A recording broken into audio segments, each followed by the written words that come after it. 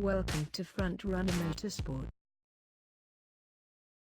Man, I need the motorsport season to get under full swing pretty quick because I am running out of things to talk about.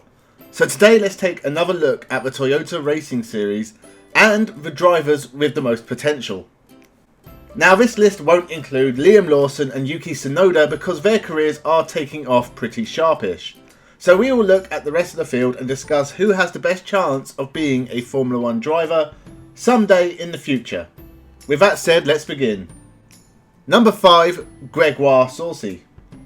This saucy Swiss driver hasn't won a race in this year's Toyota Racing Series, but he has been a consistent ever-present. Slightly less so after the last few races, and with just 3 races to go, is currently 5th, but he has shown good speed and consistency throughout. He's raced in various Formula 4 series up to now without much overall success, but he starts 2020 by showing his best performances to date, even if it hasn't translated to race wins. He has a couple of second places, and in the final weekend will be looking for a win and pushing for 4th overall. Number 4, Ido Cohen.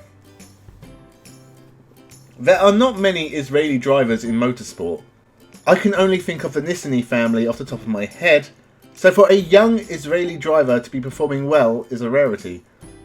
This hasn't translated to podiums, but consistently throughout the series, Ido Cohen has been up amongst the top 5 competing on their level. He's got caught up in a couple of instances, which has hurt his overall standings, but Cohen is going to do very well in the future. Number 3, Caio Collet. This young Brazilian has actually been a bit of a letdown, honestly. I said after the first couple of rounds this was the guy to challenge Lawson for the overall win. It hasn't really worked out like that. After being penalised and having his win taken off him in the first race, he crashed out the second and didn't start the third, and was from then on playing catch up. He had an amazing move around the outside to win the first race of round 2, followed by a string of good finishes, but has had another crash and at the Pukekohe Raceway really seemed to struggle. That early promise is gone, but the 2018 French F4 champion has still got time to show what he has got and improve on his 8th place in the overall standings. Number 2, Franco Colapinto. It's been a long time since there was a top Argentinian race driver. Gaston Mazecan was the last in Formula 1, and that was in 2001, and he wasn't very good. The last good Argentinian was Carlos Reutemann, who last raced in Formula 1 in 1982. 38 years ago. Colapinto is clearly a very good race driver. He won the Spanish F4 Championship last year and has shown a taste for winning this year in the Toyota Racing Series. Hopefully he'll be announced in Formula 3 this year or next, because he clearly deserves a shot.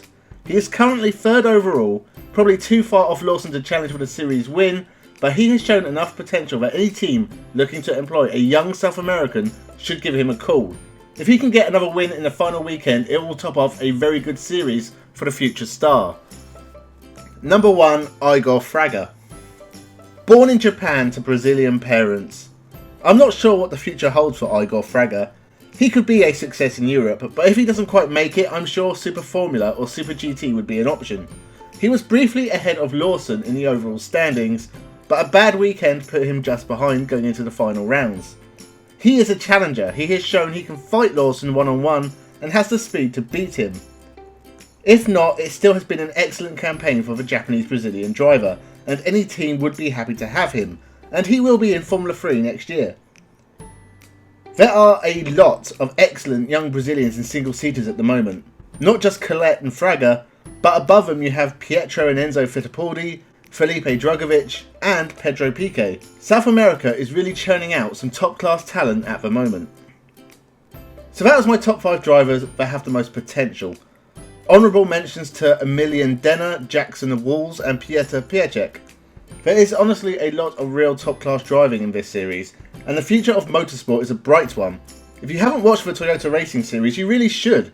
It is highly competitive, very exciting, and some of the battles that went on at the last round really took my breath away. With that, remember to leave a comment, like the video and subscribe. And have a good one.